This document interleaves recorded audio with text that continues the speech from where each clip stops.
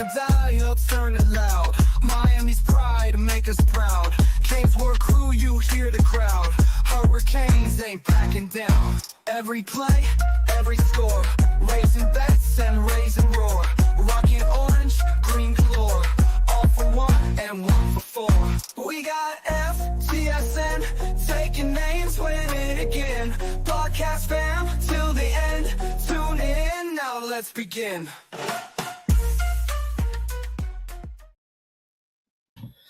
Hello and welcome to the show. Back-to-back shows, Gio. Woo! Back-to-back with Gio and Brett and maybe Mondo. This is maybe we'll have Mondo sneak in for a little bit. He told me he'd be in a little bit, but it is Friday the 13th, Gio. They've made movies about today. Friday the 13th. It's always a strange day if you're superstitious. Tomorrow is Valentine's Day, so if anybody's going to do anything special, we'd love to hear about the Valentine's Day plans of modern America. And I'm going to take my wife out to a nice little dinner and dance, and we're just going to have a good old time. Besides that, it is Canes fever right now. We've got the baseball. Malachi just threw out the first pitch, I think, today, didn't he? Yeah.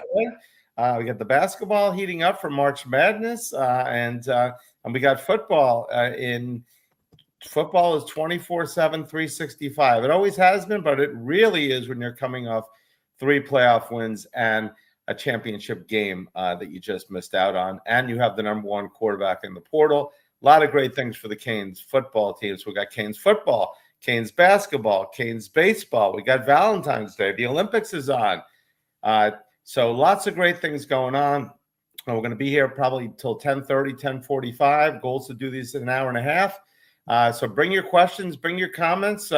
Remember, sponsored by CanesWear, The Spot, Miami Fan Shop. We got the baseball hats in. We got New Jerseys in. We got a ton of other stuff.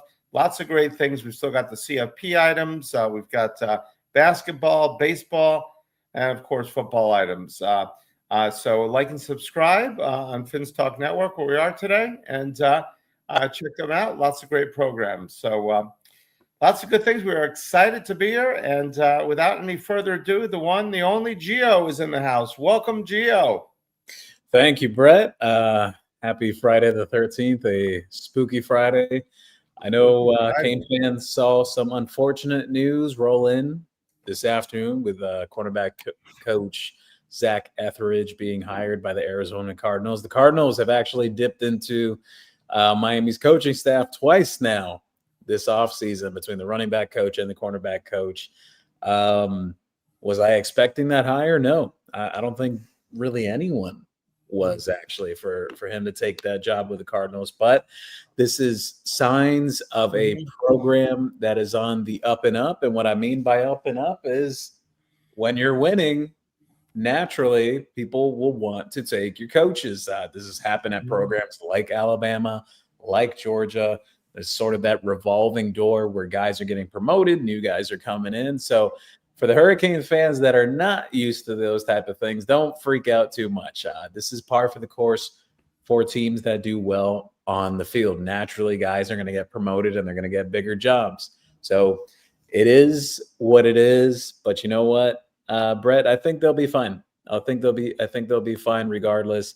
I think the interest is there just from a national level, and especially locally too. A lot of the top locals want to be Miami Hurricanes now. It's no longer the story of join them if. Now it's what's the excuse remaining? You can compete for national championships here. So aside from that, you mentioned Malachi Toney with the first pitch tonight. Absolutely. Very big moment for him. And as well for the football program. Football reigns supreme in Coral Gables, but Canes baseball, last I checked, up 6-2 at the bottom of the 6th inning against Lehigh. Nice little start to the season and Valentine's Day weekend. And as we talked about yesterday, you know, they were 1 game away from Omaha last year.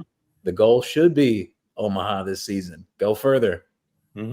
Yes, you know, it's like that in anything. You know, when you get there, you're excited to get there, but next year, okay, there's no more excuses. We need to go a little bit further. And speaking of coaches, I mean, the Canes have won 5 national championships, as we know, and the first coach to win a national champion, Howard Schnellenberger, he left a year later, and he went ahead to coach was it a USFL was it a USFL team, a Special Orlando team that never formalized or something? So he left for a bigger job. Then came Jimmy Johnson. Jimmy who? Nobody really knew who he was down here. I remember the press saying, "Who are we getting here from where? Oklahoma State." I remember reading that. I was living in California for a few years, and I looked at it, I said, "What the heck, Jimmy Johnson? Who the hell is he?" And look at Jimmy did. Jimmy won a championship, played for a couple of championships, and then he left. And we said, now we're dead. We're never going to get. Dennis Erickson came along. Dennis Erickson won 2 championships. So, it goes on. He left for Seattle Seahawks. Obviously, Butch Davis came on later on. He left for the Cleveland Browns. So, and then Larry Coker won the championship. And Larry just got into the San Antonio Hall of Fame. But Larry Coker, God bless him, he did not leave on his own. So now we're starting this up with Mario, and we think Mario wants to be a lifer, but you never know. Give me a championship or 2, or if the coach wants to go somewhere else, I totally understand it. By the way, some news in terms of former Canes. New King God brought it up, and it's very true. Congratulations to former Miami linebacker Sean Spence. He joined the San Diego. I'm thinking San Diego because of the Los Angeles Chargers coaching staff as a defensive end coach. He was coaching formerly at Western Michigan. Congratulations to 31, Sean Spence. He was excellent, Spence. If I recall, he was the first-round pick for the Pittsburgh Steelers, was he not? Was he first or second? He went first round. It was third round. Yeah. Oh, third round. Okay, I'm giving Sean a little bit of the. Sean was third round. Okay, for some reason, but he was great player, and so he's joining Mike McDaniel over there after with Jim Harbaugh. So they're getting quite the staff. That Charger team is definitely going to be in the upswing. So we always root for anywhere a Cane is, and hopefully the Chargers have a good season, and their defense is excellent. And hopefully they get a lot of sacks unless they play the Dolphins. Yeah, and look, I know Hurricane fans are also thinking with this, I don't know if I necessarily want to say off-season blues because spring practice will be here before everyone knows it. But with the recent departures on the coaching staff this offseason, obviously you'd hope that Miami continues to play some defense here in terms of their staff, looking towards guys like Will Harris and Jason Taylor, who both have drawn NFL interest over the last 2 years. Actually, even Will Harris, before he got to Miami, had quite a bit of NFL interest.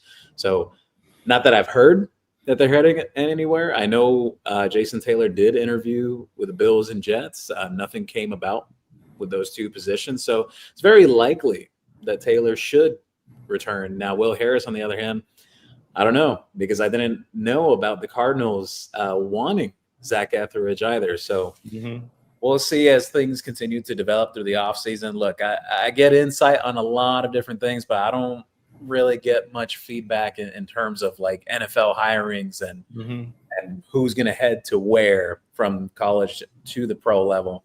But it sucks. I get it why Hurricane fans might get upset when these things happen and say, oh, we want the continuity and whatnot, but it is what it is. You're getting a new tight end coach, you're getting a new running back coach, and you're going to get a new cornerback coach now as well. Yeah, I think the system, once the system is going well, I mean, Alabama would get new coaches every single year, it seemed. They'd all be snaked, they'd all be taken, but everything still ran well. And I think that's the way it's going to be. The defense is going to run well because of Corey Heatherman. Okay, you've also got, I hope we don't lose. And of all the coaches, obviously we don't want to lose the coordinators, but Jason Taylor is one guy I don't want to lose because I think just solidifying those ends and just having the presence of an NFL Hall of Famer. It didn't play a lot of college. They played at Akron and was mostly homeschooled his whole life, if I recall. I remember when they drafted him. I think he was drafted in the 3rd round. And they went ahead and he was homeschooled, but then he played in Akron. So it's not like he had a major college experience. So this is something special for him in Miami. He's done the NFL. He's done the NFL Hall of Fame. I have to think this Miami, being home, being around his house, being around where his kids grew up. I just think this is a great opportunity for him. And I think the Hurricanes, obviously it's hard to compete with NFL teams with salaries, and everybody wants to be in the NFL. There's only what, 30 teams now? I don't even know how many teams we have anymore. 30 teams. So it's a great opportunity for those guys. So you got to wish those guys luck, and that's what it is about. Everybody in their job wants to go ahead and get promoted, move on, and that's a great thing about what we have the opportunity to do here. Yeah. I know the obvious question is going to come up now with Zach Etheridge moving on to the NFL naturally, because you hear it every time. Miami needs to hire any form of a new defensive back coach. The obvious name that'll come up for people, most people would say, oh, would DVD come back home? Mm-hmm. No idea on that. The only thing that I'll share about that is before he left Miami, this most recent time, which was a couple years back when Jamal Adai was still coaching the defensive backs as well. I know there was push from some people that they wanted him to become a position coach. That wasn't going to happen at Miami. He needed to cut his teeth a little more at some stops. So he went over to USF. Now, if I recall correctly, he's at Auburn now. He followed Golish to Auburn. I don't know if that's a direction that Miami will go in, but I know that Mario Cristobal has gotten the program to a certain state now where they don't necessarily want to do, like, how would I say, on-the-job training. Exactly. Mm-hmm. Per se, when it comes to hiring coordinators or position coaches and whatnot. And I think you kind of see that too with them moving on from the tight end coach as well. That just the mutual parting of ways there. Mm-hmm. Obviously, he gets the chance to go back to Ole Miss, and Coach Woodhill is originally from that Mississippi area.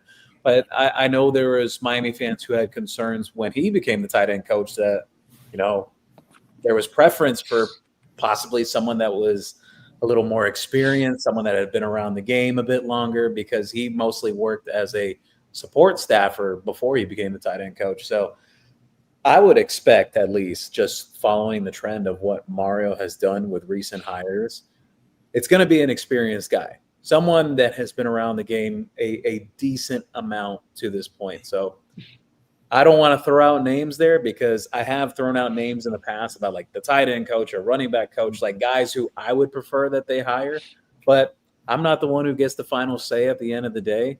They're going to interview multiple guys at these different spots. No one really knows yet who is going to fill in those spots.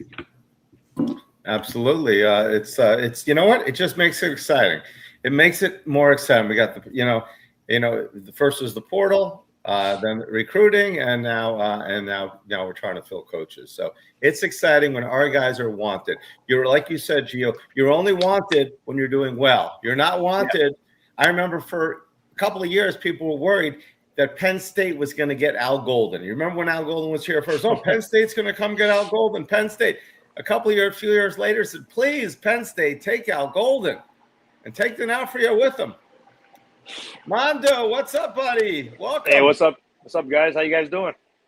What's up, Mondo? Mondo hasn't been here, but he's been in the gym, Gio. Look at those. Hey, Gio, is it true that they're going to be barring Arizona Cardinal staff from visiting the Canes?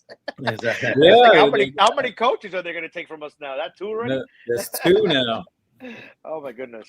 Yeah, what happened with the Matt Merritt thing? There was connections there prior with LaFleur and him, but none that I know of to this point about LaFleur and Etheridge. I do know that Etheridge was a very wanted man. There's a lot of college programs and even NFL teams that were interested, but it's always a process-driven thing, because these NFL teams, they'll interview like 12, 13 different coaches before they decide to hire one.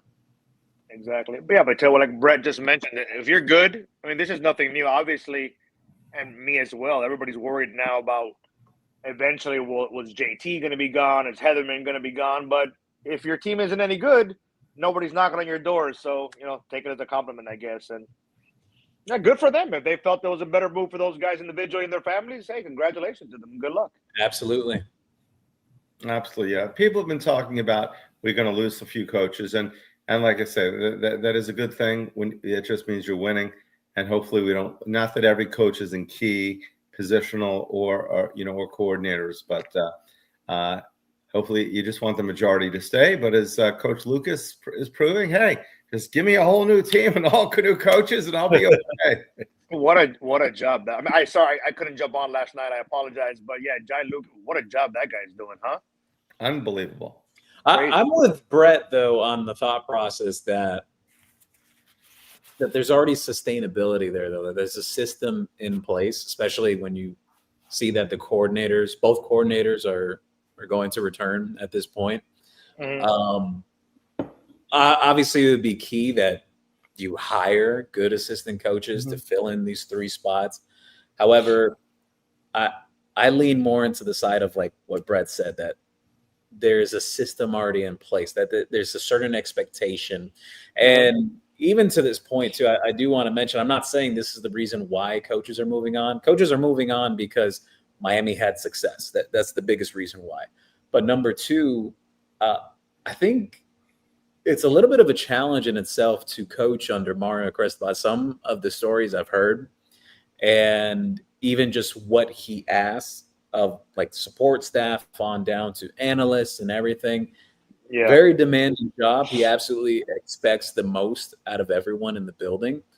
And again, I want to remind people that the recruiting calendar has switched and changed so much over the last few years that it's become almost a year-round thing where these coaches are never really getting a break, to be honest with you. They just had the playoff run.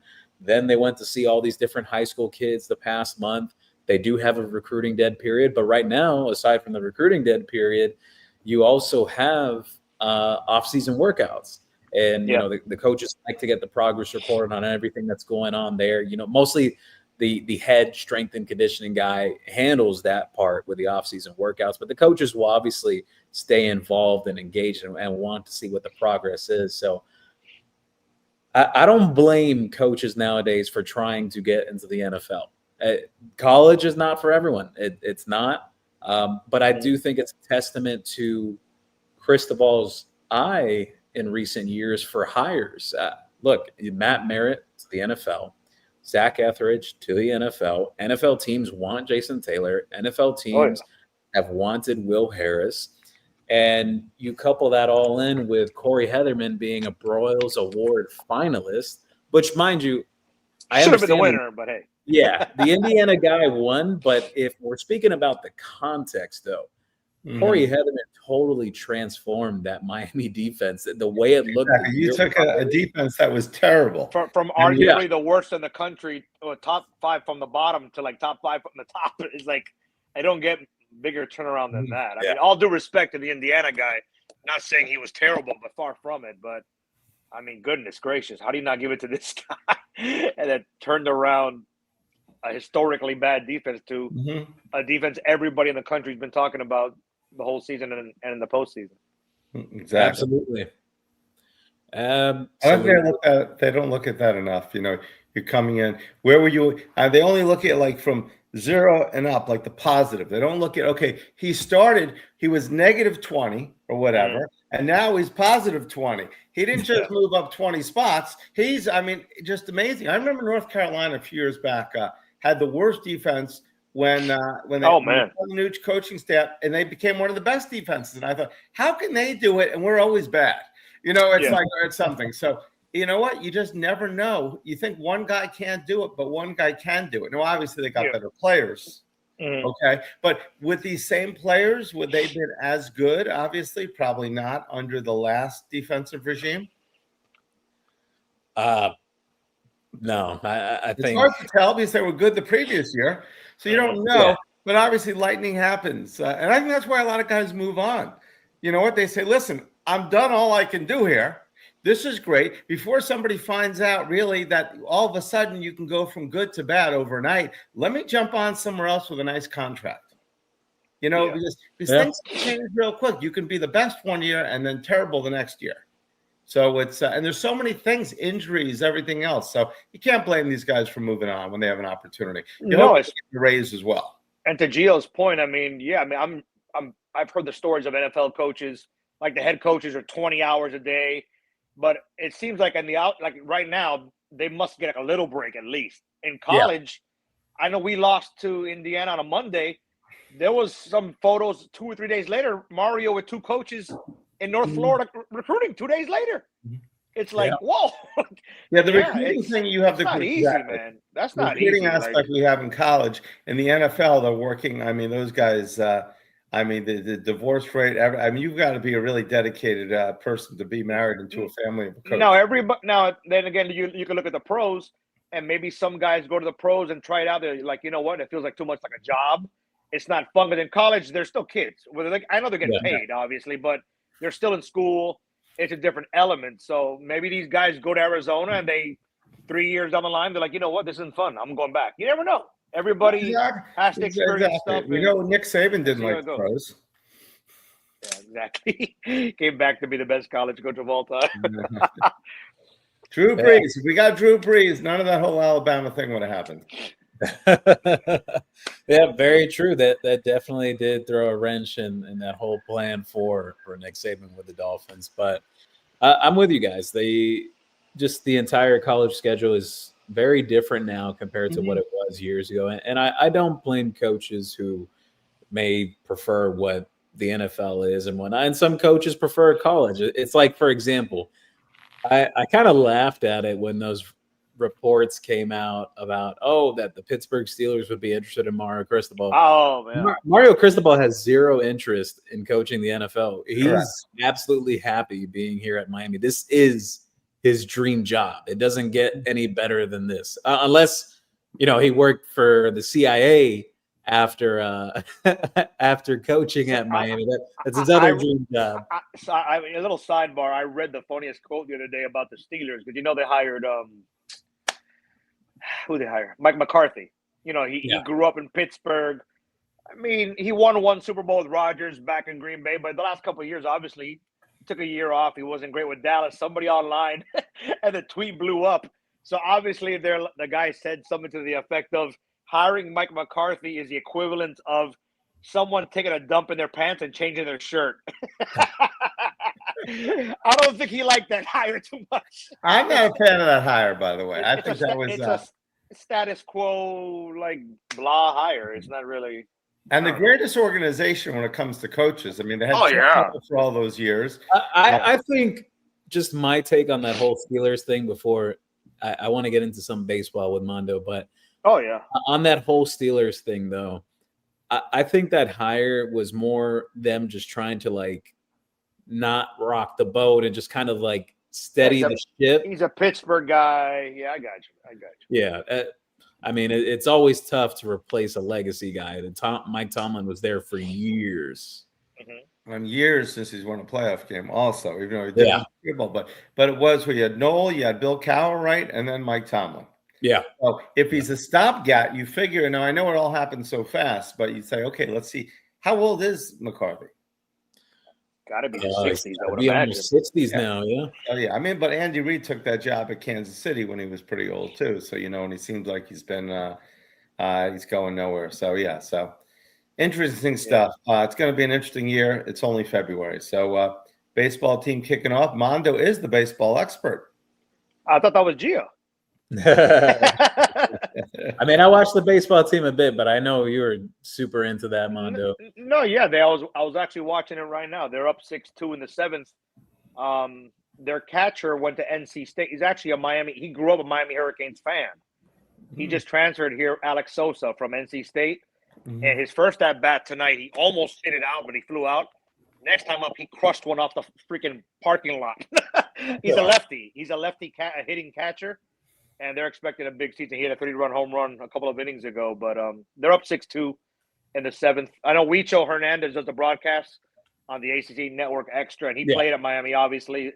And he replied to me online saying that expect them to score a lot of runs this year. Whereas last year, their lineup was kind of like, top to bottom, they seem deeper. They seem like a much deeper hitting lineup this season, so we'll see how it goes. Well, that's exciting because I know it was a little bit like a roller coaster with that last year in terms of the batting. So. Oh, yeah.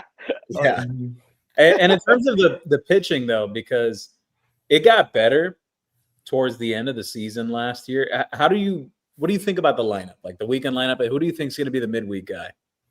Well, it's all in flux right now because Remember Rob Evans from last year, the lefty? He was actually killing it in the offseason, and he even pitched last week in the inter squad game against Alumni. Looked great, but something happened behind the scenes, allegedly, that is people are like tight-lipped about. He's out for like 2, 3, 4 weeks. Oh, wow. So, yes. And so right now, Siskar started tonight. He only gave up like 1 run, so it's kind of interesting right now. They haven't said who the midweek guy is going to be yet. So we'll see next week. We'll see going forward. They got some weird shuffle going on right now. Who are the key players returning this year, Mondo? Oh, the shortstop. A lot of people thought that Ogden was going to be gone in the draft. Ogden came back tonight, 2-run. Remember Max Galvin from last season?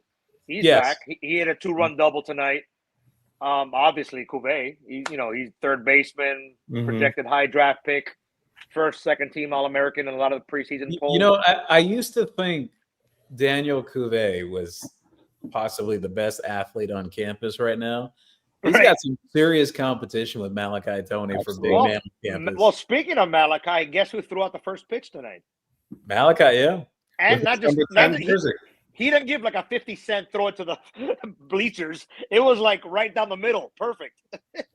Yeah, the kid's obviously a hell of an athlete. Got a big ovation. And actually, Darian Mensah was in the crowd as well.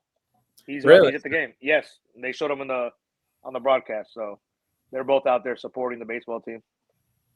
But yeah, just in terms of expectations for baseball this year, I know maybe not too fair putting predictions considering how last year went. Last year was, it was like, whoa, and then at the end. It was sort of like football. I'm sorry, I didn't mean to cut you off, but it was sort of like football where there was talks about the coach on this show. Yeah. Quite a bit, yes. And a lot of shows, they were. Every week is, when are we firing him? When are we firing him?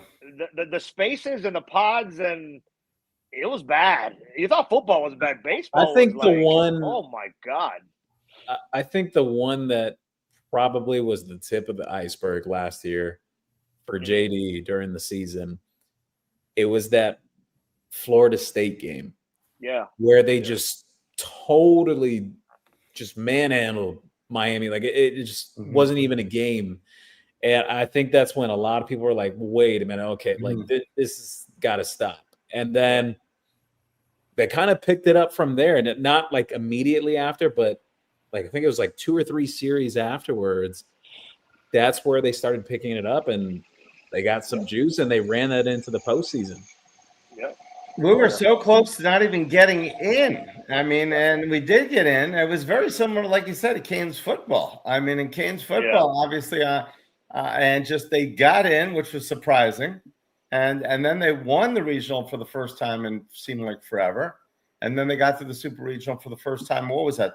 10 years, 20? How many years was it? Yeah, it's been a while, but we'll see after the first, the first week, couple weeks, month. But their starter tonight was Siskar, who was like their best freshman pitcher last year.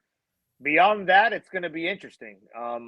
We'll see tomorrow, Sunday, and then as the competition gets better in a couple weeks when they play UF, like they always do.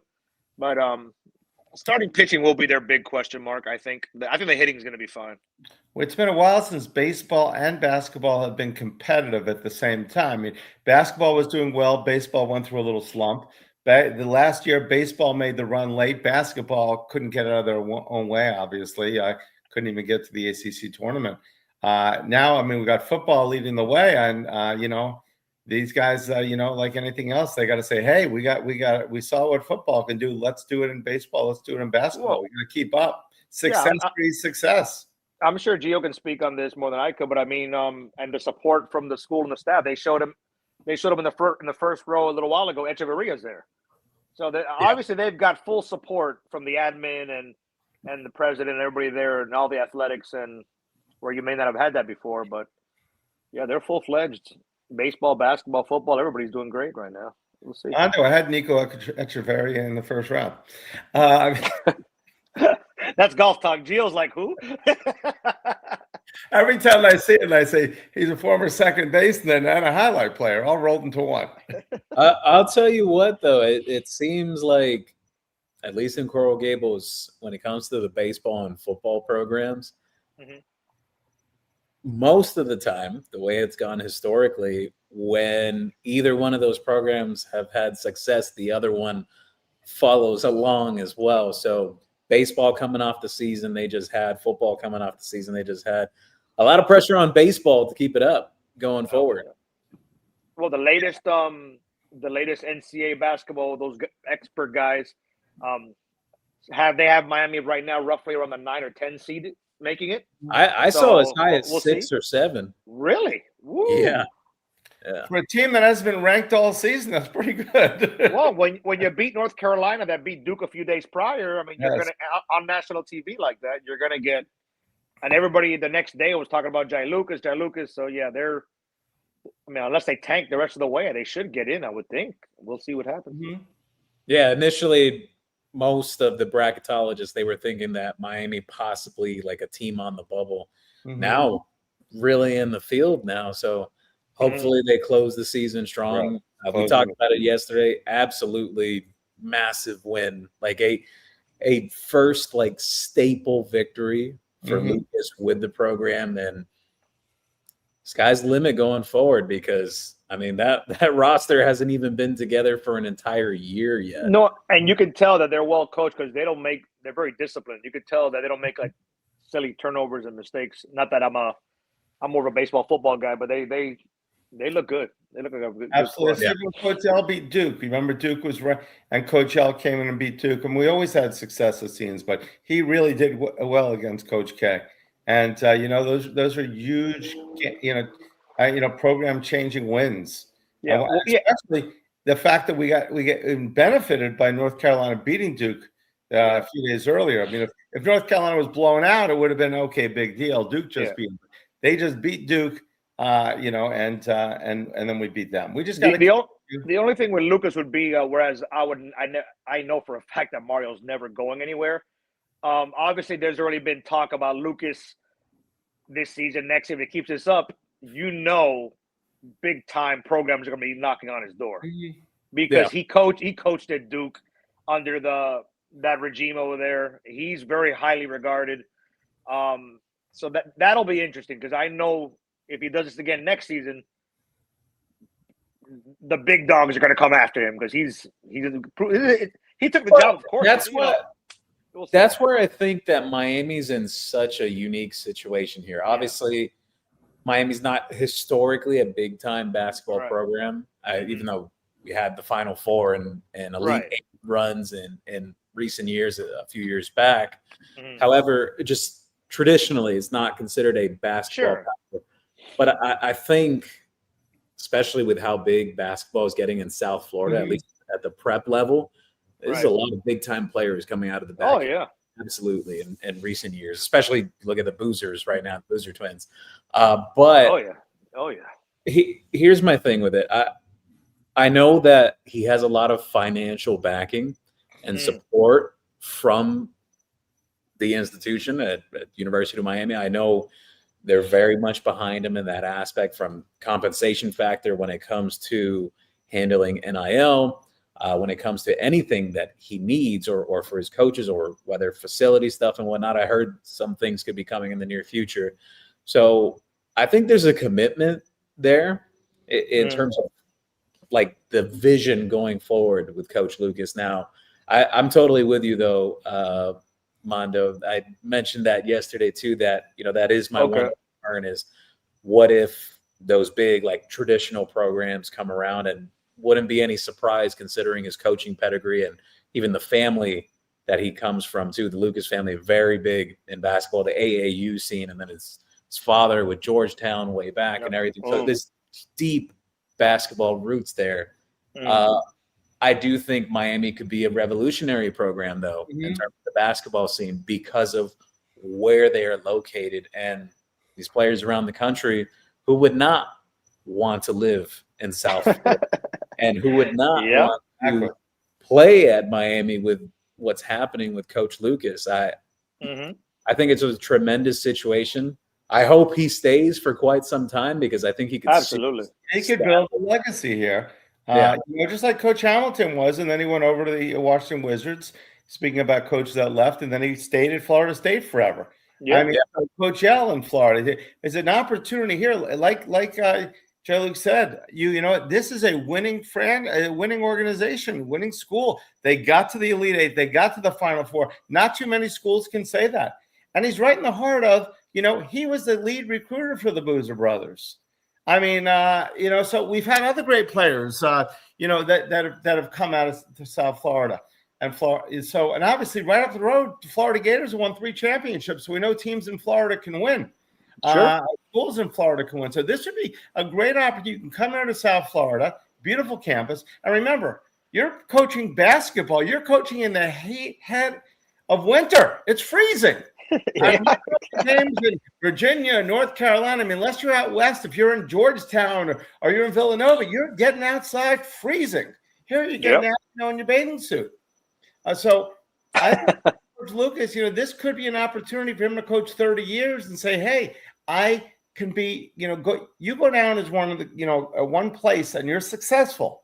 You said now you can be successful anywhere, but if you're successful here, you can be successful anywhere. You might as well be successful here and live a life in South Florida instead of. I hate to compare it to another in-state school because they are Miami's rival, but Florida, some years back when Billy Donovan took over there years ago before he moved on to OKC and other stuff,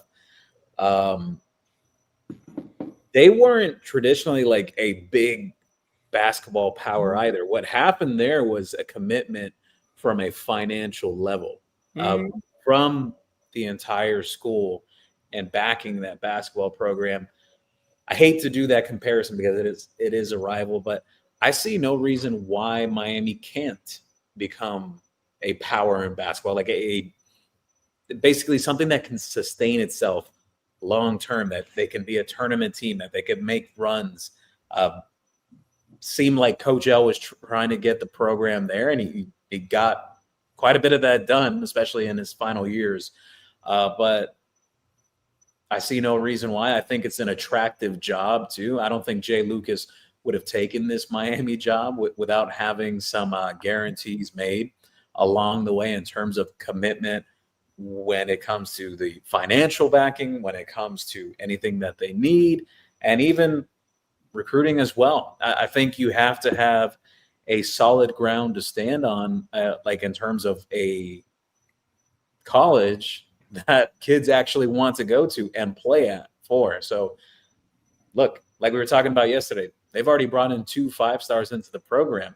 It's nothing against Coach L, but that was very few and far between when Coach L was the coach. I think this is something that could be almost expected going forward because of those AAU roots that Coach Lucas has.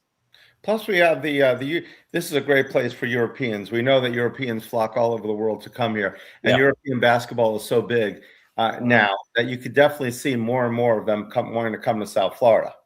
Oh, yeah. I just have to ask a question. I got curling on in the back, and I'm not talking about curling like Mondo does 24/7. I'm talking about curling. I mean, has there ever been a study? You guys are familiar with curling, right? In the Olympics, they like clean the ice. Yeah. Has they ever done a study? Does it actually go any further with the? If you didn't do that, would it still go just as far? I may or may not have Googled a few days ago why they do that. It's obviously, I guess it's pretty obvious. It's to smoothen out, allegedly, the ice so it doesn't hit. So it glides even better, because I had to Google, like, why do they do that? And they're doing it behind it also. They're doing it behind it, in front of it and behind it. And I just saw it, like, barely got to the first blue line. I mean, is it just shuffleboard on ice? I don't know. It's to smooth out the ice so it flows through, but I don't even know the rules as far as what it's supposed to hit. I have no clue. But you've got that team there that looks like they're the sweepers. I mean, great exercise, Mondo. That's probably, how you stay in shape. Well, after my wife let me go to watch the game New Year's Eve in Dallas, that was me for a week here at the house.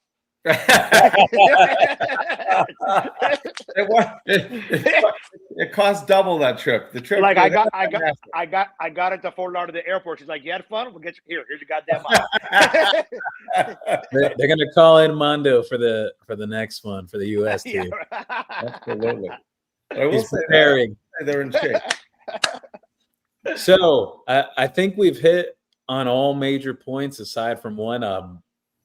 I know we spoke a bit about, the offseason program and things that I've been hearing in terms of guys that are standing out early on, but it is a recruiting dead period, but a lot of information has gotten out recently in terms of spring visits and summer visits, which will be official visits. And the recruiting calendar is so weird this year for even official visits as well. There's going to be no official visits in July. It's all when I looked at the recruiting calendar, I think after June 21st, there's another dead period that'll run into like late August, basically until the games begin. So recruiting calendar always ever changing, but despite the coaches not making in-person rounds right now because of a dead period, there is so much interest from a national level in terms of recruits and prospects around the country. I think more than ever in the Cristobal era. I mean, it's every other day you're hearing a 5-star kid saying, oh, here's my top 5 or top 4 and top 6. And you see that Miami logo in there automatically, to the point that it's basically the same level as how people would talk about like the Alabama logo always showing up in the top group, or Ohio State or Texas. Miami's always in those top groups now. So I think it's crazy. I think from a national level, though, Cristobal has these kids excited about the program. And I know us as fans and everything, we've made jokes in the past of, oh, if the local kids don't want to put on, it seems like the out-of-state kids have more passion for the program and whatnot. The local kids now, they have a ton of passion for the program, obviously, because they're winning, and it's exciting to be around a program that's having success. So you point to guys like Nicholas Lanier and Mark Matthews. Like, it's no secret that those two guys heavily favored to end up at Miami, or guys like Amir Sears and Neiman Lawrence. I mentioned this yesterday, that I think that Miami could have a top 5 recruiting class this year with the way they're positioned in terms of just their targets overall. There's new names popping up every single day. The interest is at an all-time high. And I think a lot of it coincides as well as, like we talked about before, Brett, Miami playing in a national championship. Basically, they've kind of removed that factor before of kids saying, I want to see Miami win. I want to see what they do. Now it's not so much of that anymore. If any kid says, excuse what I'm about to say here, but if any kid, a local kid, says now that, oh, I need to see what Miami's going to do on the field, someone's got to smack them across the face and wake them up, because that excuse can no longer be used anymore. You can't say, I want to see what Miami's going to do. I want to see if they're actually back, competing again. They are. Miami is absolutely in the entire picture going forward. We're back to back, as much as some people may say, oh, big deal. We're back to back state champs. We beat Florida, Florida State, USF all 3 years in a row. So that's number one. We had difficulty winning bowl games. We went back to back on 10-win seasons, and then we won 13. Actually, we beat Ohio State.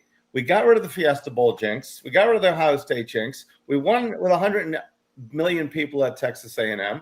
I mean, we basically, and we played a national championship in a Super Bowl stadium where these kids can play every single week at home. Yeah. Okay. And we almost won that.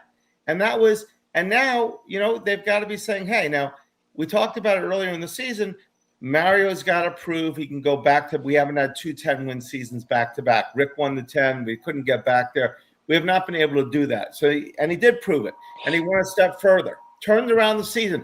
Everybody, the biggest haters of Mario, have said, I even saw someone on another podcast who can't stand Mario, said, listen, I was saying a lot about Mario, but I got to give him all the credit. The way he turned everything around, how he did that. I mean, Mario, we were all very angry. We were very upset. We were very hurt after SMU. He turned it around totally. So the bottom line is that Mario is, turned it around. And if we can get, again, another season, no guarantees, just as far, we will possibly be the number 1 team that people will be looking at in the future. Yeah, to what Gio was saying, before you would see that Miami logo with like 4 or 5 others, and you would see Georgia, Alabama, Ohio State. And I would look at that, and Gio being much more of an expert at this subject than myself, I would look at it and be like, all right, man, it'll be nice if we at least come in third, but like, not have a hope. But now, mid-November to early December, it was all the talk was Miami, Notre Dame. Who's getting in? Notre Dame, Miami. Then I think it was December 18th, 19th, they go to A&M. National TV early in the day, they win there. December 31st, they got that 20-year monkey out their back, and they beat the defending national champion with a local kid who's probably the top 3 pick in next year's draft. Smith, obviously. Then they beat Ole Miss and maybe the game of the year. I mean, it was that good of a game, back and forth, and then they almost beat Indiana. It was talked about by some as maybe best ever, which is ridiculous, but there was actually some people saying that. So right now, national-wise, it probably hasn't been this big in 15, 20 years. Like, just in – you can talk about being back. Yes. Are they back? Are they not back? But as far as their name, you see ACC Network, and everybody's talking about Miami. Whereas 2 or 3 years ago, it was like an aforementioned. It was like, okay, we'll talk about them later, like in the second half of the show. Or now, they're probably right now on that when Alabama and I think Georgia slipped a little bit. Alabama is not the same to me. I think they're probably getting to that level right now where they were at, like in terms of national prominence to me. And the future looks great. I mean, Mario said it himself on the basketball court at halftime against UNC. It's going like this right now. It's flying up. Yeah. I think it's going to be very few and far between of any local kid willingly like choosing to not go to Miami. I think you have to have some crazy outlier situations going forward. I look at kids from this past year, this past cycle, like Calvin Russell or Derek Cooper, for example. Derek Cooper was one really tough one because a lot of people even close to that recruitment know that, yeah, he wanted to be at Miami. You know, Texas spent all this money and everything to kind of reel that one in.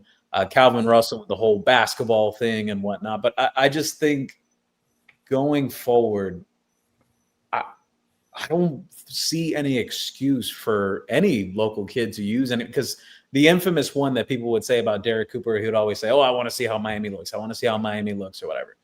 And with Calvin Russell, everyone kind of knew about the basketball stuff and everything, and that he really got along with Syracuse's head coach, who Miami fans absolutely hate, and Fran Brown they hate with a passion.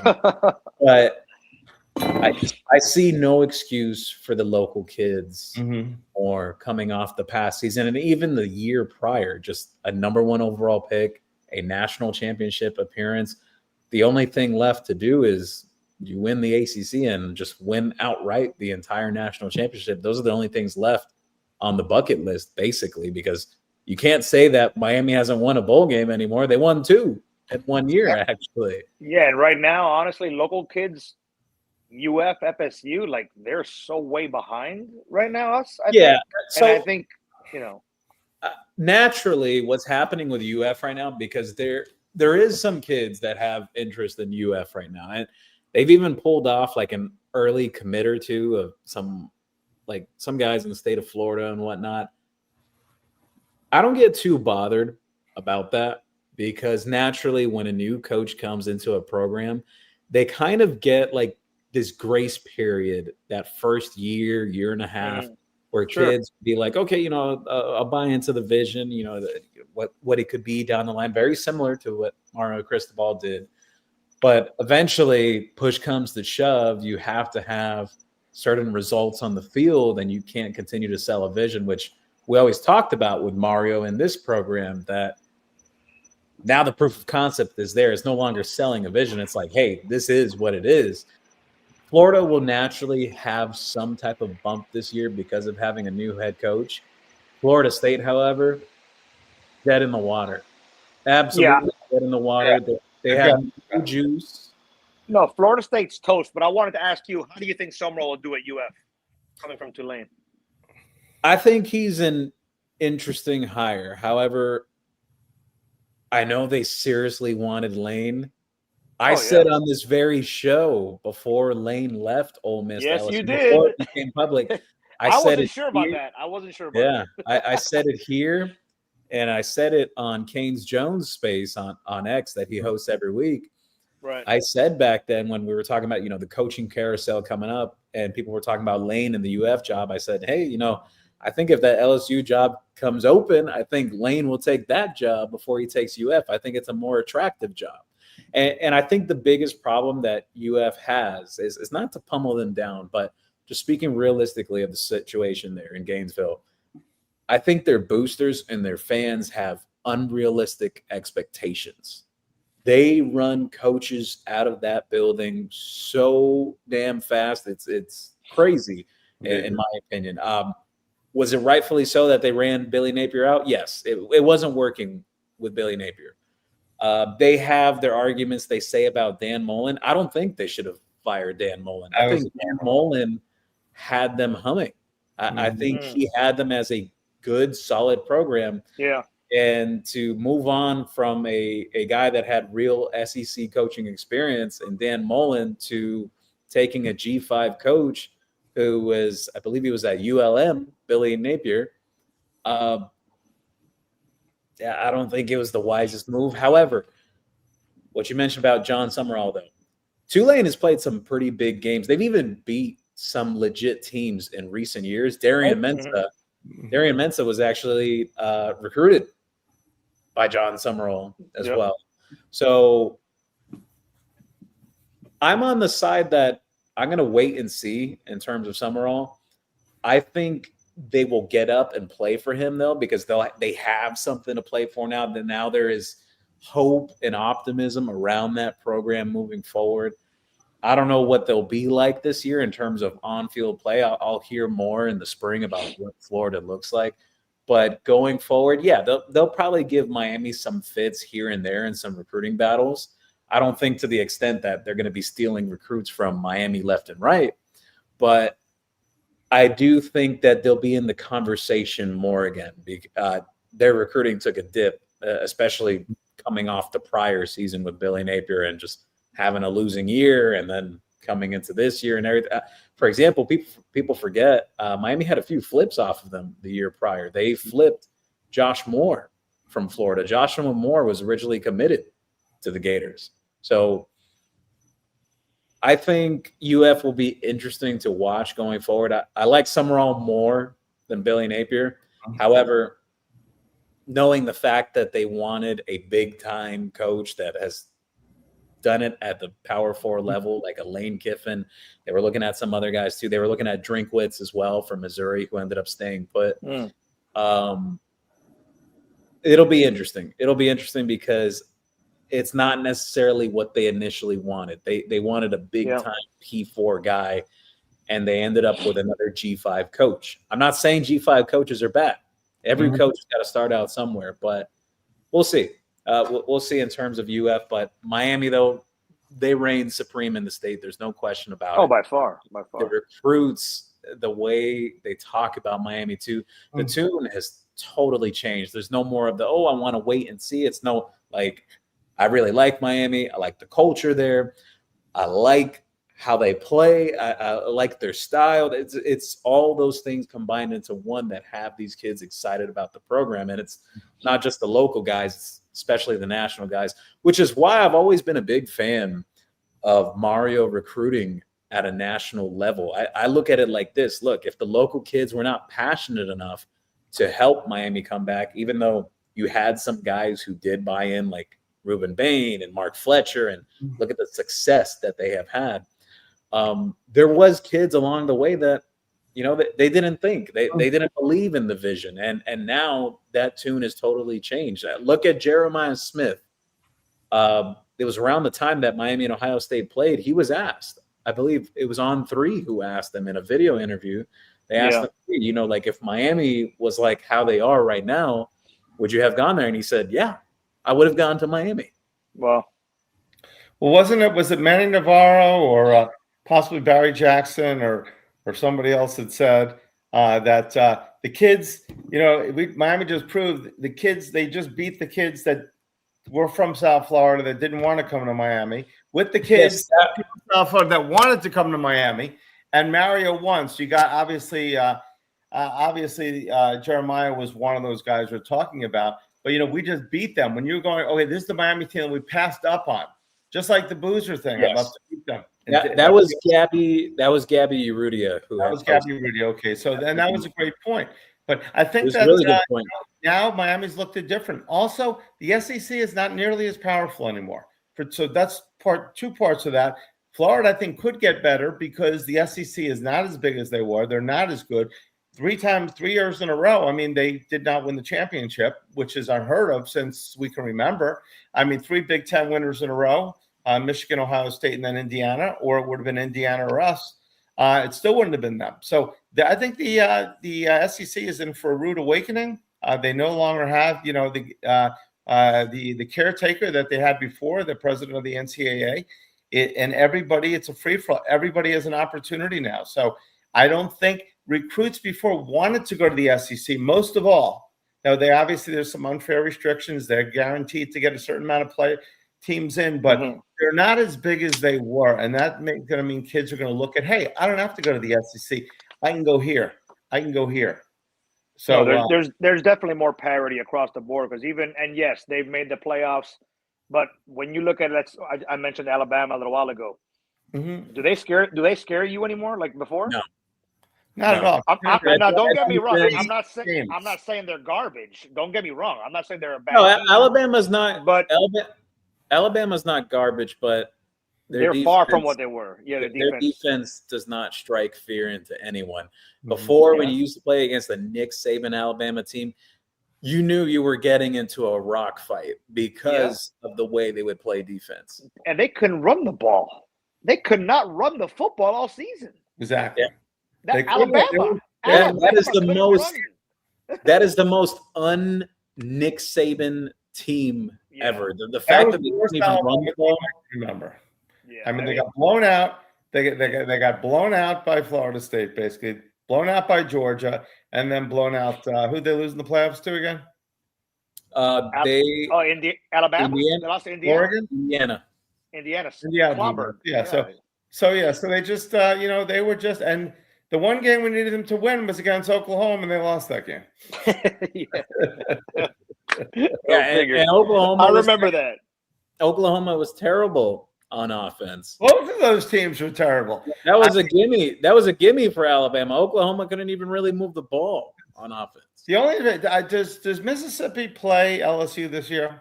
Yes, that's going to be the game in the second or third. So for that reason, I'm happy Chambliss came back because I think there won't be a person out there that's not an LSU fan that's not rooting for Mississippi against LSU. Yeah, I think LSU plays at Ole Miss. I think week 2 or week 3. Wow, that is going to be a game. That's going to be crazy. Before I bring up some specific notes, I want to touch on that subject. We'll touch on the Chambliss subject. I'm going to bring up some specific things and then want to take a few questions here that people left. But on the Chambliss thing, though, I think it's wild the fact that he has tried to apply for the waiver like 4 times, got denied 3 times, and then the 4th time, the judge is an Ole Miss grad. yeah, baby. And then they ask him during the hearing too. They ask him, "Oh, what do you think about the last play against Miami?" And he said, "Oh, it was a pass interference." I mean, I thought this was like a reality show or something. Like, what is this, man? It's absolutely insane. If you ever get a case against you, just say, "Hey, I'm going to just wait for the right judge." And then I think Carson Beck's name came up in the court case. Carson Beck catching a stray during the court case. And Carson Beck, I think, is younger than Chambliss, right? Yeah. Dude, the judge went to Ole Miss. You can't make this stuff up, man. You can't make it up. It's crazy. Yeah, apparently the NCAA, they whatever power they have remaining, which is not much, they plan to try to go sue. Against it. We'll see what happens with that. I think most likely the kid will play next year. How are they going to go against the kid here? It's like I missed the story. What was the exact story of the kid from Alabama, the basketball player? That So- he played in the pros or something? What So was the he story didn't- with him? He didn't actually play in the NBA yet. He was in the G League. Oh my But he goodness! was drafted. He was drafted, But, right? but he had already left Alabama and everything. What? Playing And they in let the him G come League. back? Yeah, and then now they're denying it. They're Oh saying that he my can't play. Lord. It's an entire mess. So many people were, too many coaches are up in arms. They can't let kids that have gone into the league. And we talk about in college football. But he did play a game last week, right? Am I wrong? Yeah. Didn't he? Oh, he did play. Okay. But it's like if you declare for the draft in college football, you're done. So many of these guys, I think they should have, if you don't get drafted in the first 4 rounds or 3 rounds, 4th round, the guy says, do you want us to go to the NFL or do you want to go back into your team? I think they should have that option. Well, I think correct me if I'm wrong. I think you can declare, but as long as you don't sign with an agent, is that right? Correct. But I'm saying go all the way to the draft part. And then, what? yeah. Well, because the team right then says, you know what? I'm going back into the draft. Now, you can say, I don't want to play for, like an Eli Manning. I don't want to play for this team. I don't want to play for that team. But yeah, this stuff is getting it's wild. Wow, Yeah. man. It's wild. It's crazy. The first 30-year-old freshman. I know back to school, Rodney Dangerfield was on the diving team, but I don't know if that movie's a little before Gio's time. Yes. I know about Rodney Dangerfield. Oh, there you go. No, I mean the movie Back to School, the triple ending. No. Okay, I know me and Brett know about that movie, but Yes. not Gio. you want to get to some questions, Gio? Yes. Hold on. I'm going to mention one thing. Aside from like the recruiting stuff we were talking about, like in terms of expectations for this year, 2 things I want to mention.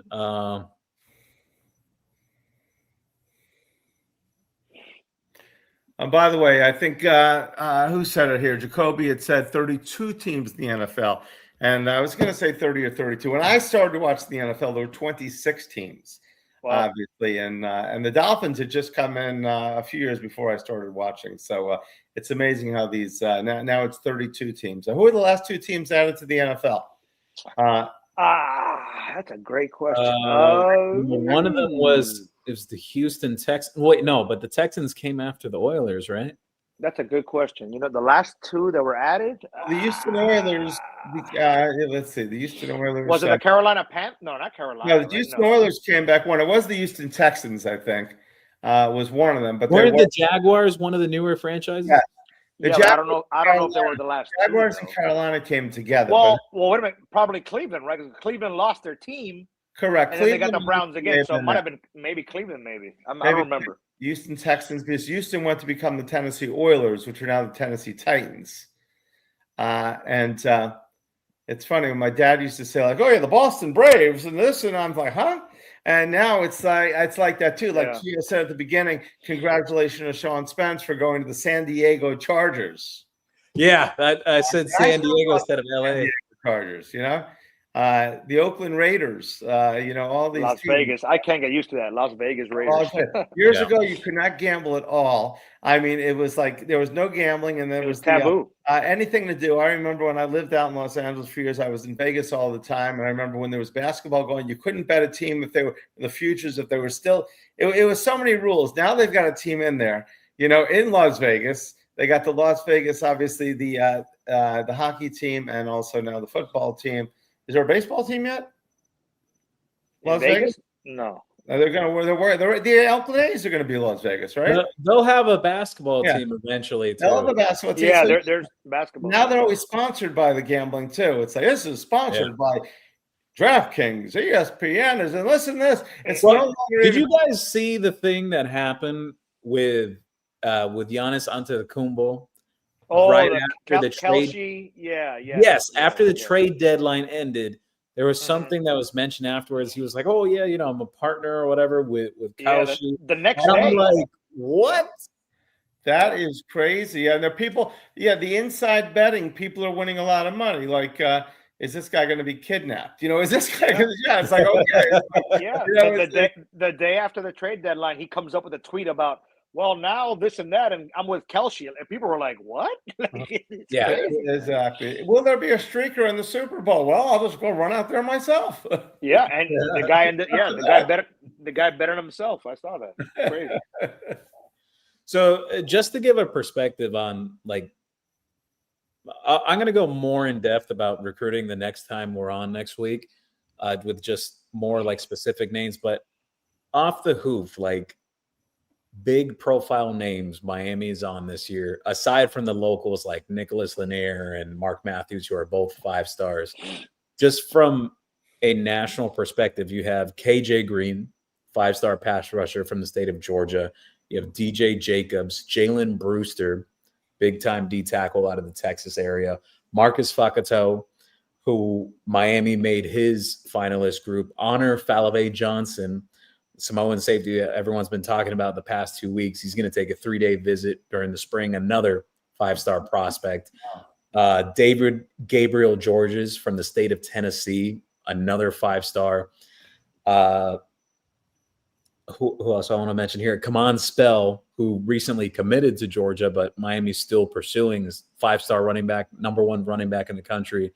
Miami's still recruiting him and in communication with him.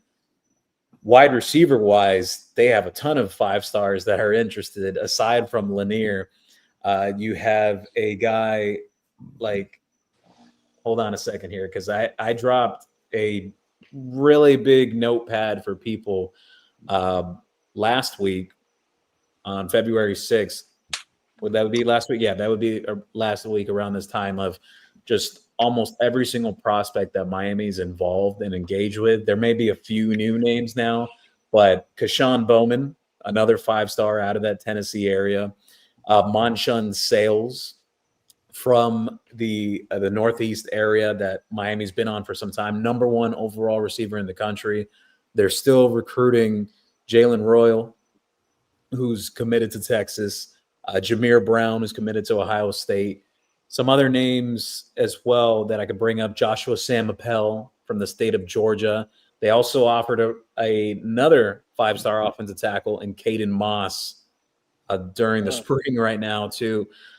I could continue on and on with these names: Zyron Forstall from IMG Academy, Anthony Sweeney from the DMV area, Jaden Bryant, who's currently committed to LSU, all pass rushers there.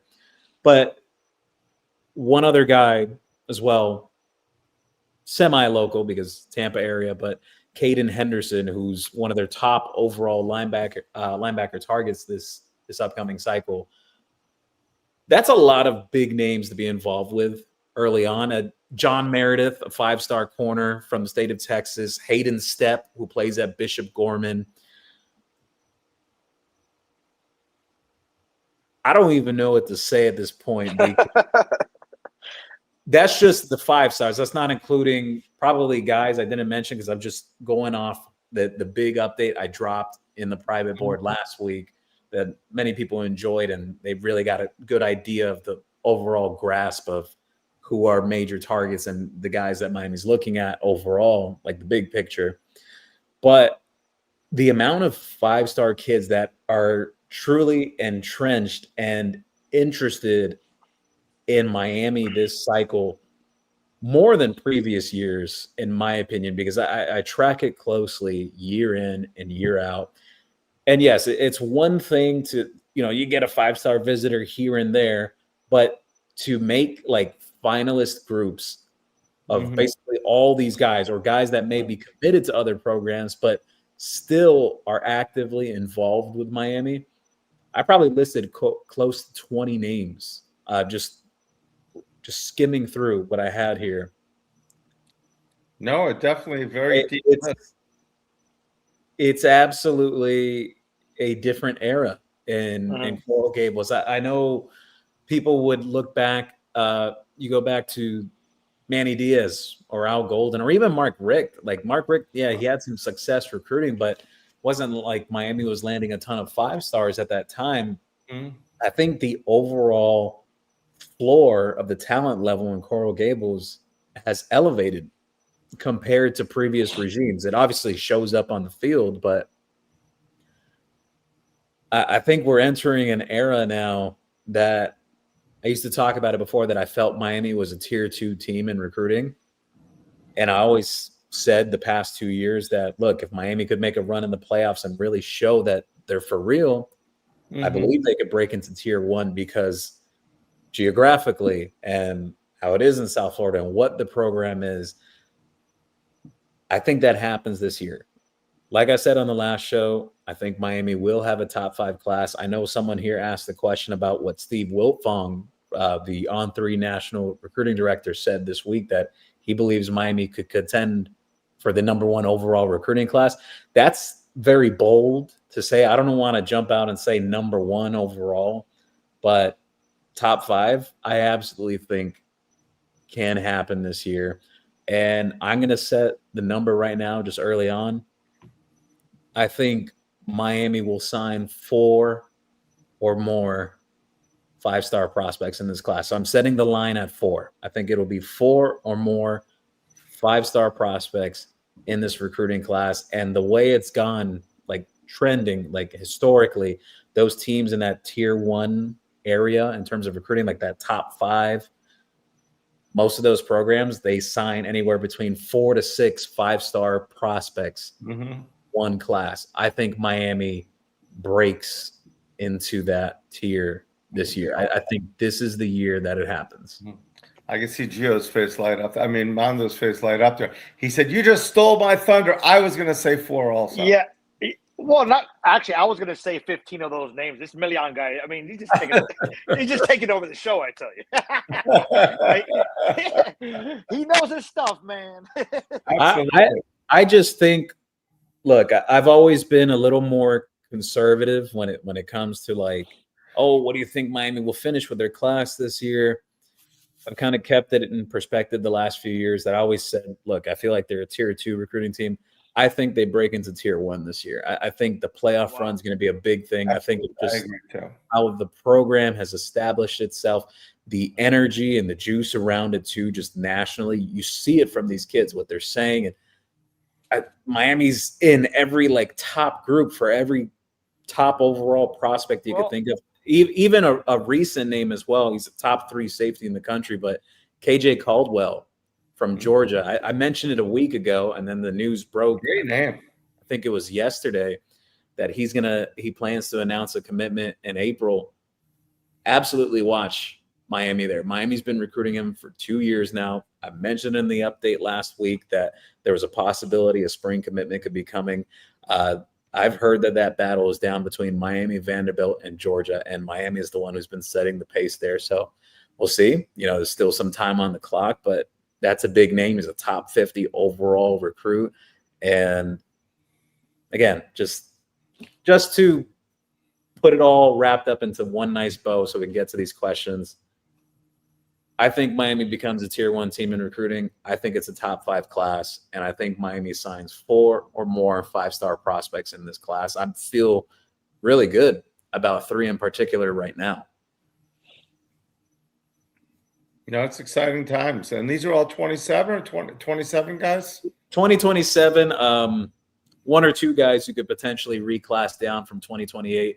Well, I shouldn't say 1 potentially. He actually is going to. It's pretty much almost a done deal, which is Amir Sears, who now plays at Columbus, who arguably is one of the best corners in the entire country, who probably will still be a 5-star prospect when he does reclass. He's that good.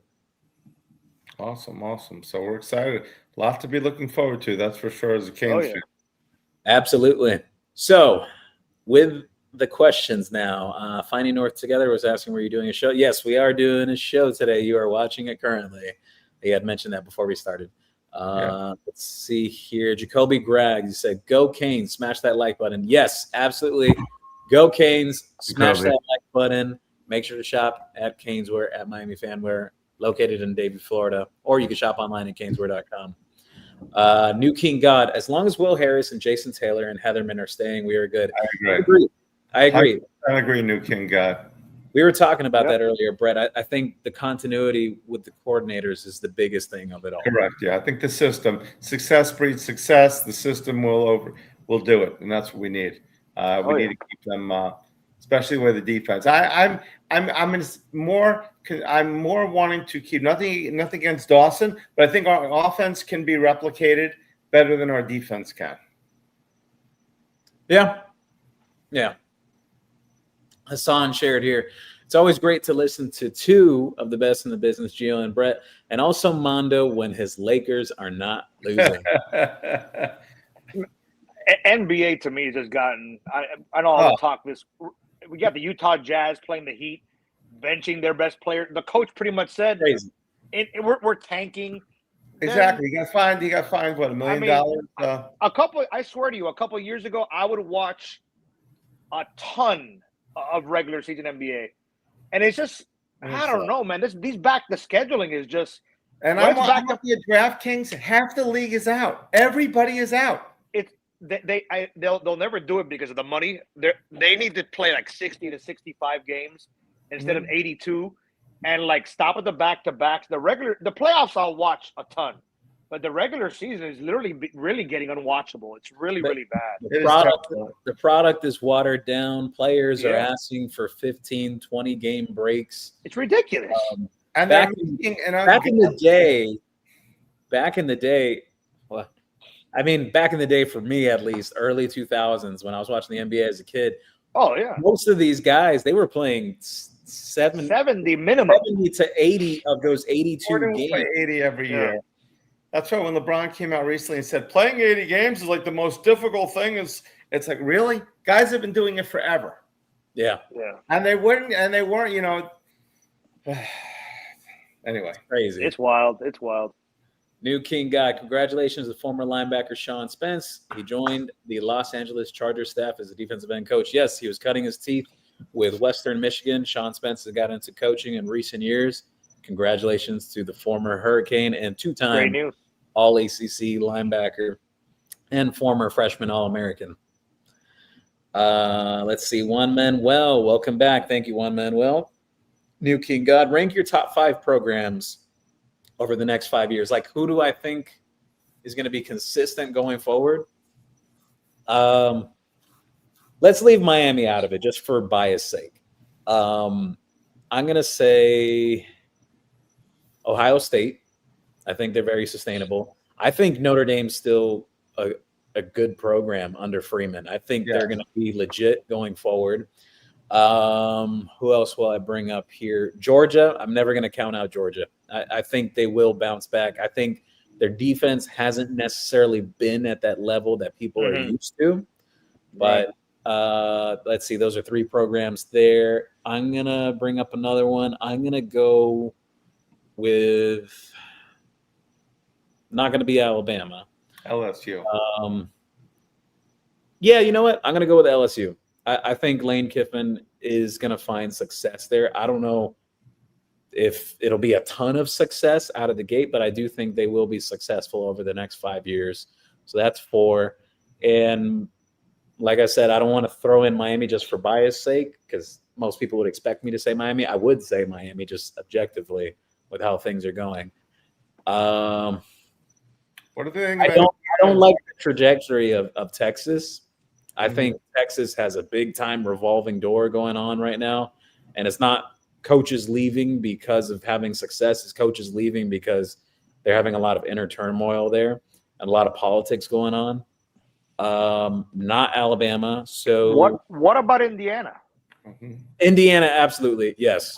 Yeah. As long as Signetti is there, they're going to be in the discussion going forward. Not too many people are talking about the pickup of Hoover at quarterback. That kid can sling it, man. I've seen him at TCU quite a bit. He can play.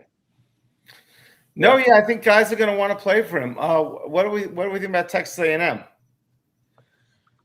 They've always got so much money. I wouldn't say top 5. I like Mike Elko as a coach. I think he's a good coach. He did wonders for Duke when he was there, which, mind you, a lot of people bring up what Manny Diaz did this year. I'm going to say this right now. I'd be patient about Manny Diaz and Duke in general because Manny Diaz has a good chunk of Mike Elko's players. You got to see what that team looks like in a year or 2 years down the line to see if they're even remotely going to be competitive. Who's their quarterback this year? They got the kid was he from New Mexico State? He's an okay quarterback. I forget his name now, but they started recruiting him in the middle of the whole Mensa saga, even though they were still trying to sue the kid. It was kind of funny. That's a game we better come out and play our A game. It's homecoming week for UM. Exactly. Yeah. Yep. All right. Who is next, Gio, for questions? Let's see. Gio and Brett, who are good candidates for safety coach? Honestly, haven't thought about that yet. It wouldn't be for safety coach because Etheridge mainly coached the cornerbacks. Will Harris worked a lot with the nickels and the safeties. So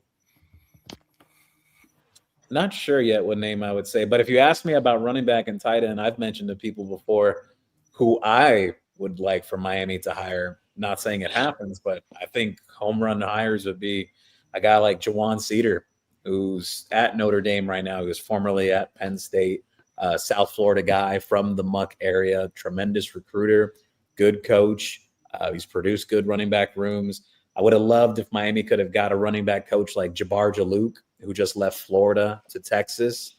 That's unlikely to happen that they could get him from there. But those are some pretty good running back coaches right there. But Jawan Cedar, I think, would be a home run guy. But he has associate head coach status at Notre Dame, too.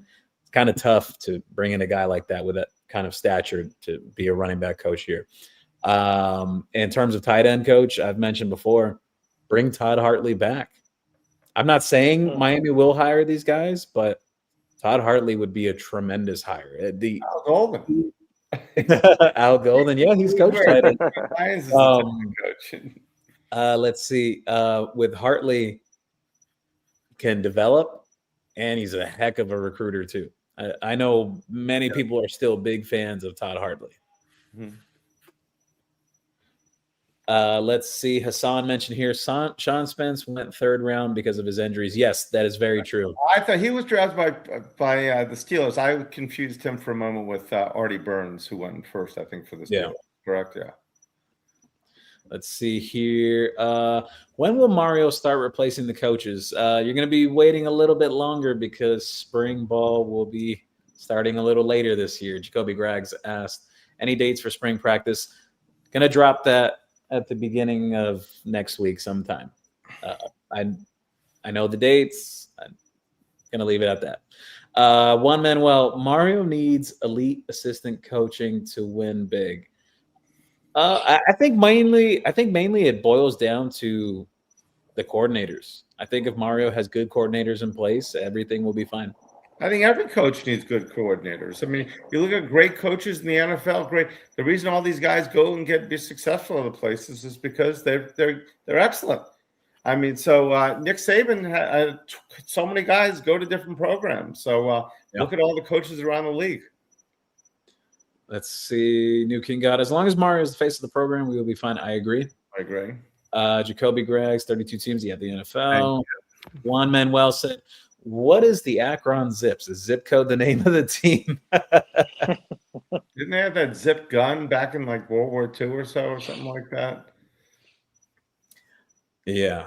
Let's see. Juan Manuel said Al Golden shocked. Juan Manuel said, Gio, can you talk about the young defensive lineman group? Stansel, Charles, Davis, and Carter. Yeah, I know. Well, Carter is a big one because he was arguably one of their top two guys at defensive tackle the year prior. He ended up choosing Ohio State at the end of the cycle. That was a really tough one for Miami. They really wanted him to get him again back in the transfer portal the very next year. This is why you can never be a sore loser in recruiting, because of the transfer portal year in, year out. I think he'll mostly be rotation guy this year. I know they're super high on Kashawn Stansel. I am too. Turn on the tape. You'll see why. They're really excited about him. He has to still put on a little bit of weight, so I don't know exactly what the role will be for him. But Ashari Charles is an interesting one because I think he could play early at Miami. You can never have enough pass rushers. I think he's really good in terms of that aspect of his game, being a pass rusher. Maybe he has to improve a little bit against the run, but he could find a role early on. Let's see. I'm going to take this question, and I'll literally be right back in like 20 seconds after I answer this.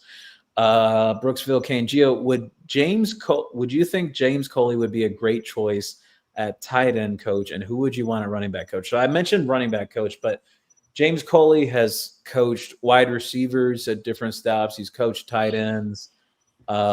He's been an offensive coordinator as well. He has connections to Mario since the FIU days, both South Florida guys, both Cuban. However, I think it would have made sense when Mario first got here. I'm not sure about right now that being the hire. I don't think it would make a lot of sense. Just my opinion. What do you guys think about James Coley? I think it's a good pick.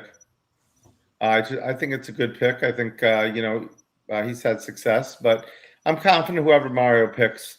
I'm not. I know Mondo is probably planning who he's going to take, but I'm confident whoever he takes. What do you think, Mondo? No, Brett, I'm with you. At this point, how can you question anything Mario's doing after this playoff run? But yeah, Coley, I got no problem with James Coley a bit. But Mario we trust, right? Right now. No, absolutely. I think he's done, just what I'm all in. I'm all in at this point. I'm all in with whatever he's doing. What he did on the defensive side of the ball, how he turned that around, what he's done on the quarterbacks, you got to go.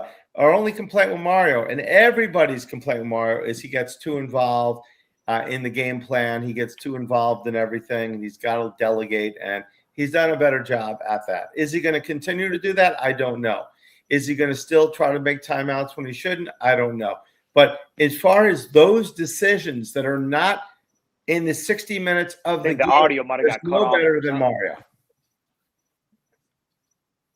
Let's see here. That's the fastest break in the world, Gio. Anthony Monsanto said, hi, Gio, do you have any updates on any of the coaching vacancies that we have? And who Mario's looking at? Yeah, we already spoke about that. Juan Manuel. So you're saying coaches want a life outside of football. They are weak, and they should be 24/7 psychopaths. Totally correct, Juan Manuel. That's what we want from our coaches. Yeah, like we spoke about earlier. I know I've heard of it. There's certain stories that have come out about what Cristobal expects from his coaches, and I don't blame him. College football is a very demanding business. 24/7. It's become a year-round thing. It's no longer the breaks in between. You got the season and the postseason, and then you got the transfer portal season, and then you got off-season workouts, and then spring practice, and then you have some of the 7-on-7 going on with the high school teams, and then you got the summer official visits, and then fall practice and your season. It's practically a year-round sport now. It's no longer, hey, it's about 4 or 5 months, and maybe a month or so or 2 months of recruiting. No, it's all year round now. One Manuel said, being a Mario assistant coach is like working for the mob. It's relentless and cutthroat. I like that movie, Married to the Mob, I think it was. Excellent movie. Yeah. New King God, if you could bring back 2 former players from the last 5 years that weren't a top 3 round pick to help next year's team, who would you add? James Williams as a linebacker. Mm-hmm. James Williams is a linebacker. Who else? Someone that was underrated. Where was Matt Lee drafted? He was drafted really late, actually. It was like 7th round. I would bring back Matt Lee. Matt Lee was a heck of a player. He was angry. He was awesome. Let's see. Hassan said, Gio Wiltfong is saying Miami could end up with the number 1 recruiting class. He's saying a lot of – yes, so we had touched on that subject earlier. Vincent Miller, I am a big Steelers fan, and it was time for Mike Tomlin to move on. I agree. He had a lot of legacy there with the Steelers, but as you mentioned, Brett, no playoff wins in a very long time. Number 1, Kane 410. Hit the like button. Yes, hit the like button, share, and subscribe. Juan Manuel, basketball is alive at Miami. Yes, it absolutely is alive. It's alive. It's running. It's pumping. Mm-hmm. Hey, Lucas has a lot of excitement around that program, and definitely they're ahead of schedule. Heel 919, Pete Hoppin. I love that comment. That's actually funny. That's a nod to another show. That's funny. I like that. Hassan said, Gio and Brett, this past week, Mario was all over doing interviews. When are you guys going to invite him to your show? I haven't personally invited, but I can schedule it to be done. I know who to contact to have that. We'd love to have more. We'd like to have, some former players I spoke to and other people if we want guests or so. I don't know if we keep the guest on for the whole time or just a partial part. But yes, that'd be kind of cool, I think. Yeah. I know Amanda would like a piece of Mario's time to explain to him a few things that he has to say. A few suggestions. Exactly. Yeah, that would be dope. That'd be awesome, obviously. Soulful Spirit 9. Gio got the scoop. Who will be the Miami Hurricanes' new running back, tight end, cornerback coach, sir? I don't have definite names or anything that's concrete right now, and I don't think anyone else really does at this point. But I've mentioned, my suggestions and who I like, but who I like doesn't matter at the end of the day. I don't make the decisions. Mr. HD 2863. How was that hot tamale milkshake, Mondo? Oh, no, I didn't go to the game. I was watching it at home. But, yeah, tonight, as an ode to Lehigh, I think they had some hot tamale milkshake at for the market. I wasn't there. But hot tamale milkshake. Yeah, because, Canes baseball, they always do a special milkshake regarding the opponent or whatnot. And, no, I was not there. But I don't know anybody that's had it. But if I do, I'll report my findings back next week. You know who you should ask, Mondo?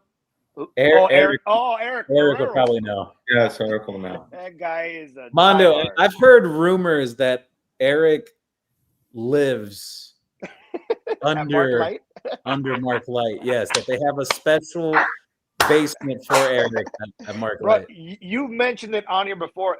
I'm telling you, you're the football recruiting guru. This guy knows everything about Canes baseball, recruiting baseball. He does not miss. He could tell you the 5-star shortstop from high school in Tennessee in the middle of nowhere. He'll know it. It's crazy. Diehard, good guy though. Eric, good guy. Yeah, I'll ask him. But I don't know anybody that's had it yet. To answer your question. It's not a joke. He really does have a room accommodated for him there. Now you got me. Eastside Shad. Did you see what Furman is reporting? Not sure what you're talking about. Are you talking about the rumors about the Tennessee defensive back coach? If that's the case, if that could actually be the guy, I think that would be a tremendous hire, considering that Tennessee has been sending cornerbacks to the league pretty frequently recently. They're going to have a first-round pick this year in Jermod McCoy.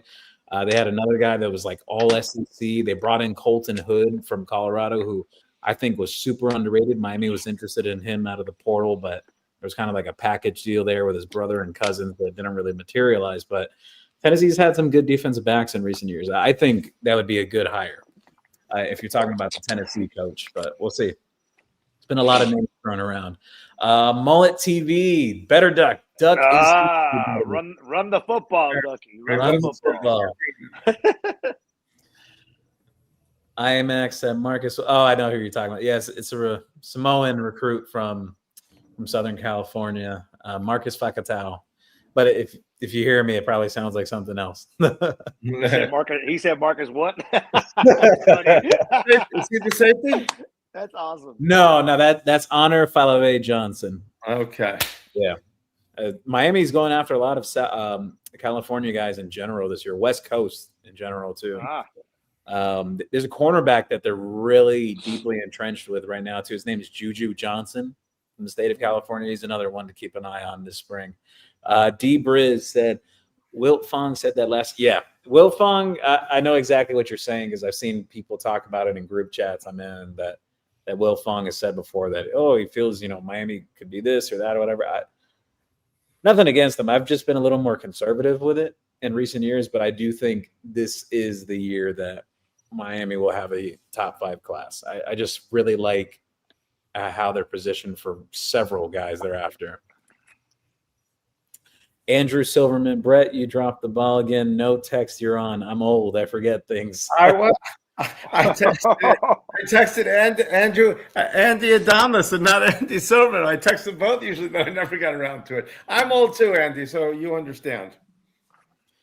Let's see. Debriz said, you said we were going to be top 5 last year. No, I did not.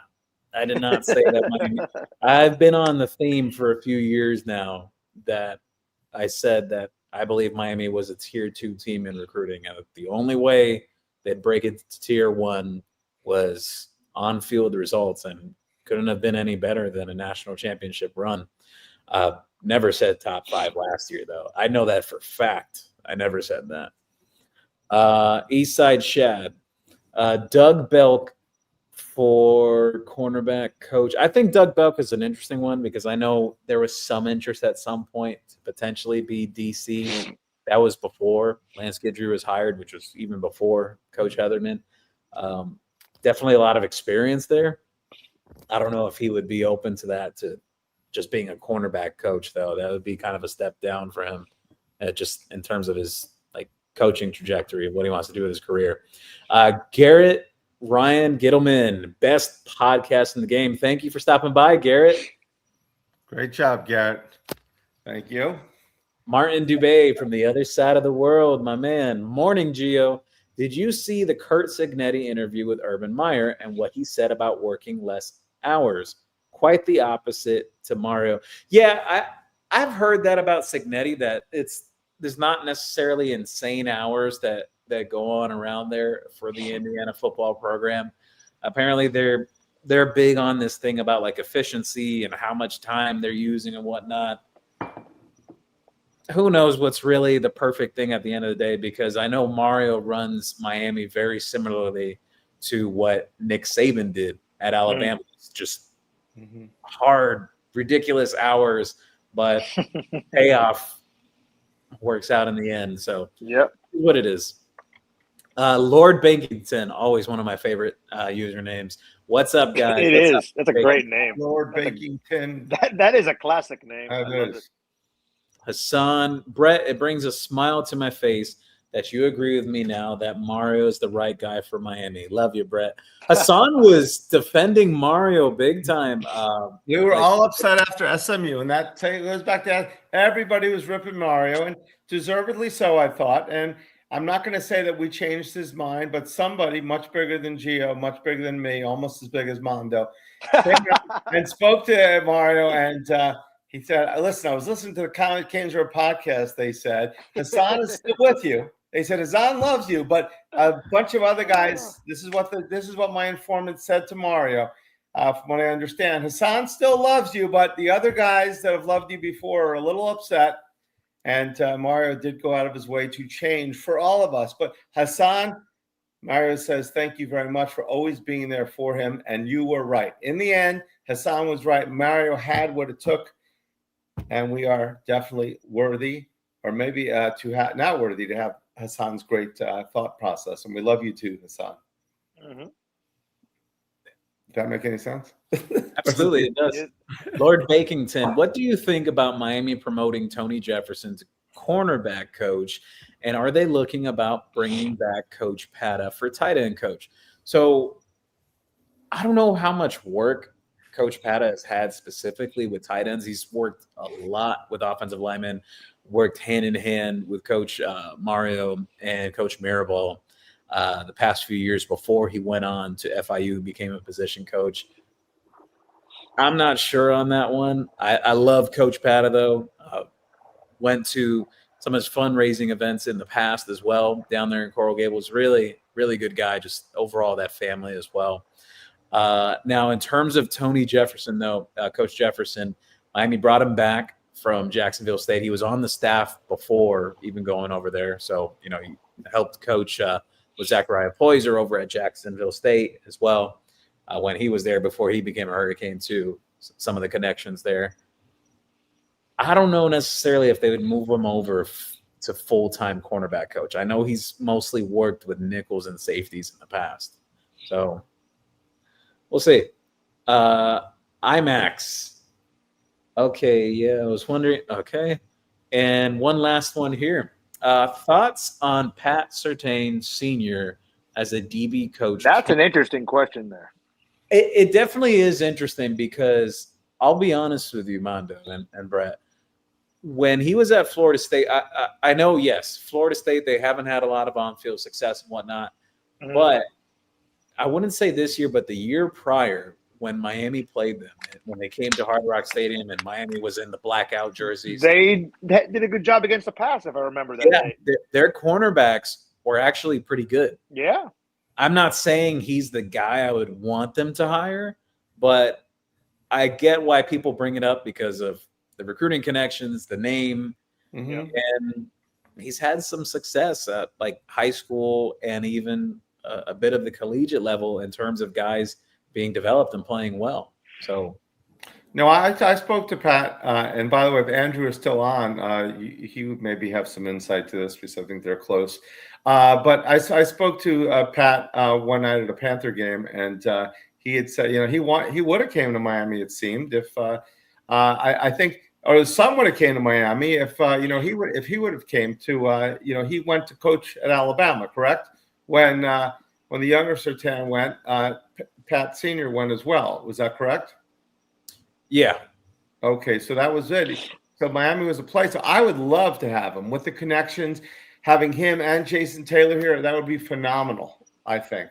And obviously all those connections that he had. Where was he at Heritage, right? Yeah, American Heritage. Yes, Heritage.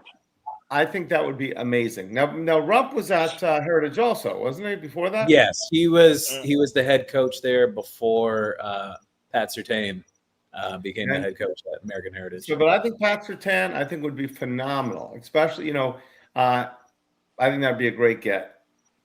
Great point. That was awesome. That's a good question. That was excellent. So, and maybe someone that can bring a few linebackers too. Yeah. Martin Dubé also mentioned here had a rugby player who was just under 6'6" and 275 pounds from Zimbabwe, but academic transcript was not UM standard. But I thought he could have played DT at the U with some coaching. Damn, hell of a prospect. Yeah. Rugby, definitely those guys were a different breed. Yeah, there's been some rugby players in recent years trying to make that transition to playing American football. It has been going on the last few years. But with that said, we reached the end of the comments for tonight. Thank you, everyone, for stopping by. We're making this more of a regular thing, going to be on multiple times a week on the CanesWear podcast. Make sure to shop at CanesWear at Miami Fanwear, located at 2655 South University Drive in Davie, Florida, or you could also shop online at CanesWear.com. But, guys, it's been a fun one. Again, we'll be back on again soon. Brett, any last thoughts? Mondo? Go ahead, Brett. My bad. I'm sorry. Go ahead. No, it's your show, man. Go ahead. I know. Thanks, everyone, for coming out. It's been fun. Like I said, we're going to be doing this more often. This Canes football season 24/7, 365. We've got baseball. We've got basketball. Remember, CanesWear, Spot Miami Fan Shop. And we look forward to seeing you guys soon, and stop by the store and say hi anytime. Mondo, you can take us out.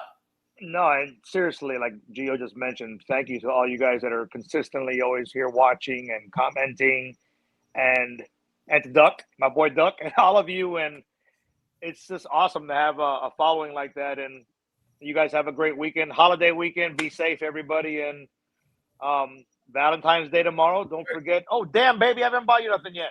That's right. Tomorrow's Valentine's Day. President's Day Monday. Wrap up the podcast, Mondo. Wrap up the podcast and say, here, baby. Yeah, there you go. Hey, but go Canes and have a great, safe weekend, everybody. Much love. All righty. Until next time. Go Canes. Go Canes.